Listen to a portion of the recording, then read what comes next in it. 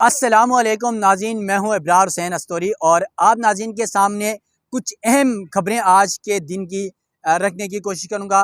पहली खबर तो ये है कि जो 9 मई में मुलविस पाकिस्तान तहरीक इंसाफ के कारकुनान थे, उनकी ज़मानत का केस आज सुप्रीम कोर्ट में था। जस्टिस जमाल मंदोखेल की सरबराही में बेंच 3 रुकनी बेंच ने समाअत की जो 6 मुल्ज़िमान थे पंजाब में, उनके हवाले से उनके नाम भी आपके सामने रख दूँगा और इन मुल्ज़िमान के हवाले से आज सुप्रीम कोर्ट में क्या पेशरफ्त हुई है वो तफसीलात भी आपके सामने रखने की कोशिश करूँगा।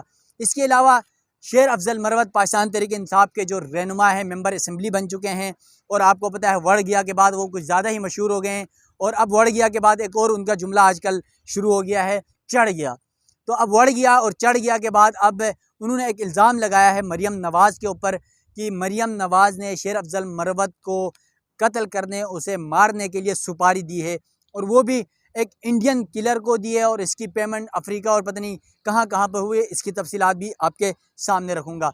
अब वो शेर अफजल मरवत ये कह रहे हैं उन्हें एक मेंबर असम्बली ने बताया। अब वो मेंबर असम्बली कौन है उसका नाम भी बताऊँगा और उस मेंबर असम्बली को मुस्लिम लीग नून की जानिब से FIA में उनके खिलाफ रिपोर्ट की गई और उस हवाले से आज यानी 15 मार्च को उस खातून MNA है अंदाना गुलजार, उन्हें भी FIA ने तलब किया है कि आपने ये इल्ज़ाम लगाया है और शेर अफजल मरवत इनके कहने पर ये इल्ज़ाम लगा रहे हैं और बड़ा ट्वीट है, वो ट्वीट भी मैं पढ़ लेता हूँ और फिर उन्होंने जो इल्ज़ाम लगाए वो तमाम इल्ज़ाम भी आपके सामने रखूँगा और शाहदाना गुलजार को FIA ने किस बुनियाद पर तलब किया वो तफसीलात भी आपके सामने रखता हूँ। तो नाज़रीन, शेर अफजल मरवत का 9 मार्च को किया गया ट्वीट जिसमें उन्होंने मरियम नवाज़ पर अपने कत्ल की मनसूबाबंदी का इल्ज़ाम आयद करते हुए दावा किया था कि उनके पास उस कत्ल के मनसूबाबंदी के हवाले से मुकम्मल और जामे सबूत हैं जो वो ज़रूरत पड़ने पर FIA को दे सकते हैं। इसी ट्वीट पर उन्हें 18 मार्च को FIA साइबर क्राइम विंग ने सबूतों के साथ पेश होने का हुक्म जारी किया यानी नोटिस जारी किया है। इसके अलावा जो वफाकी तहकीकाती इदारे FIA साइबर क्राइम विंग ने शेर अफजल मरवत को नोटिस जारी किया और ये नोटिस जो है बैरिस्टर अकील मलिक की शिकायत पर जारी किया गया है और 9 मार्च को की गई ये ट्वीट थी। अब साइबर क्राइम में सामने पेश होंगे और उस नोटिस में जो मतन है उसके हवाले से वो जो है FIA को अपने हवाले से बताएंगे। इसके अलावा जो शेर अफजल मरवत का पूरा ट्वीट था, इंग्लिश में भी उन्होंने ट्वीट किया हुआ है, उर्दू में भी, तो मैं उर्दू का जो ट्वीट है एज इट इज़ जो उन्होंने किया है वो मैं आपके सामने रखने की कोशिश करूँगा। उन्होंने लिखा है कि बिस्मिल्लाहिर्रहमानिर्रहीम ला इलाहा इल्ला अंत सुब्हानका इन्नी कुन्तु मिनज़ ज़ालिमीन, यानी वो ये लिख रहे हैं कि अपने साथ MNAs के हमरा में एक इंफॉर्मेशन मीडिया के ज़रिए पाकिस्तानियों को के साथ शेयर कर रहा हूँ। हमारे एक पाकिस्तान तहरीक इंसाफ के MNA ने कुछ सबूत फराहम किए हैं जिनसे ये वाज़ेह होता है कि मरियम नवाज़ शरीफ ने साउथ अफ्रीका और दुबई में इंडियन यानी कातिलों को एक बड़ी रकम मुझे कत्ल करने के लिए दी है।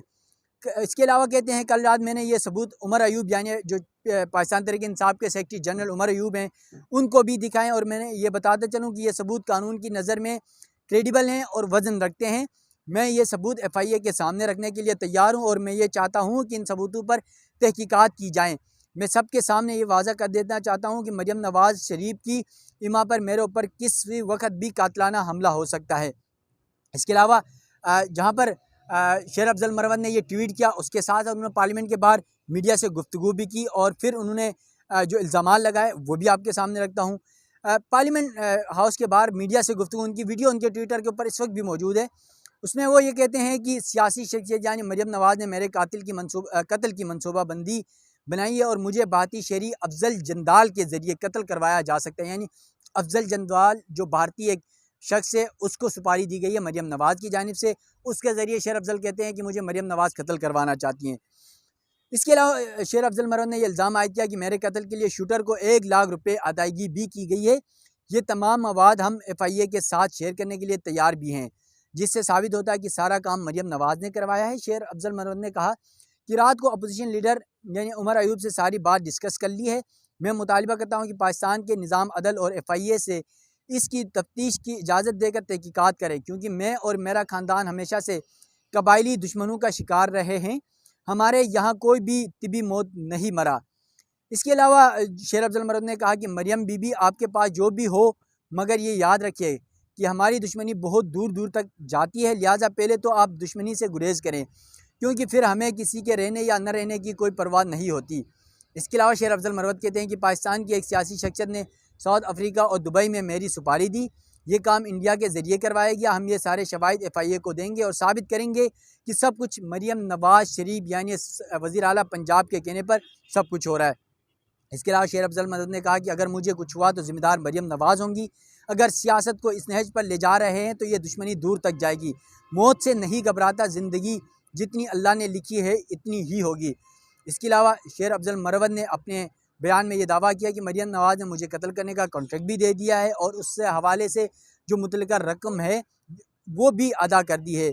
इसके अलावा जो है जो दूसरी जानिब वज़ीर आला मरियम नवाज़ पर इल्ज़ामात लगाने पर वफाकी तहकीकाती इदारे FIA ने PTI की जो रहनुमा है शानदाना गुलजार, उनको 15 मार्च को तलब कर रखा है, यानी आज तलब कर रखा है। और नून लीग ने उनके खिलाफ FIA में शिकायत दर्ज करवाई थी।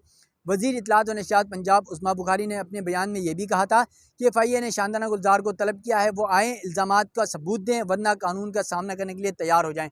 यानी शेर अफजल मरवत जिस MNA का जिक्र कर रहे थे जिनके पास सबूत हैं वो हैं शानदाना गुलजार। तो अब शानदाना गुलजार को FIA ने आज तलब कर लिया है। तो इस हवाले से आज जब FIA में शानदाना गुलजार पेश होंगी और 18 को शेर अफजल मरवत को भी नोटिस हुआ है तो वो पेश होते हैं, क्या मौक़िफ़ देते हैं, क्या सबूत देते हैं, तो उस हवाले से भी जो कुछ डेवलपमेंट होगी वो आप नाज़रीन के सामने रखने की कोशिश करूँगा।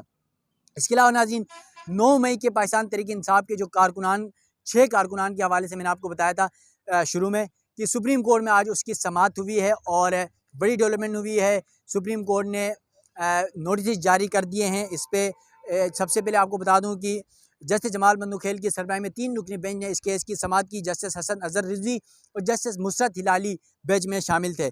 इसके अलावा ये सुप्रीम कोर्ट में इस बेंच नंबर 5 था और सील नंबर 2 में ये लगा हुआ था पंजाब हुकूमत की जो की दरख्वास्त थी और फिर पंजाब में जो ये 9 मई में मुलविस लोग थे उनके हवाले से। अब इन मुलजमान में जो दरख्वास्त है सुप्रीम कोर्ट में सैफुल्लाह वल्द राजा वली हैं, उसके अलावा वगैरह वगैरह हैं, उनके बगैर बाकियों के भी मैं नाम बताता हूँ, और अवैज़ अयास अब्बासी हैं। इसके अलावा जो दीगर हैं नसरुल्लाह हैं, कामरान हैं, वकास हैं। तो इनकी दरख्वास्त सुप्रीम कोर्ट में यहाँ पर आज समाअत हुई है। अब इस दरख्वास्त में क्या कुछ हुआ है वो तफसीलात भी आपके सामने रखूँगा। 9 मई के 6 मुलजमान की दरख्वास्त ज़मानत पर समाअत सुप्रीम कोर्ट ने पंजाब हुकूमत को नोटिस जारी कर दिया। अदालत ने आइंदा समाअत पर केस का रिकॉर्ड भी तलब कर लिया है, यानी इस केस की तमाम तर तफसीलात सुप्रीम कोर्ट ने तलब की है। और जस्टिस जमाल बंदूखेल ने दौरान समाअत कहा कि मुलजमान ने इमलाक को क्या नुकसान पहुँचाया, ये सवाल पूछा वकील से।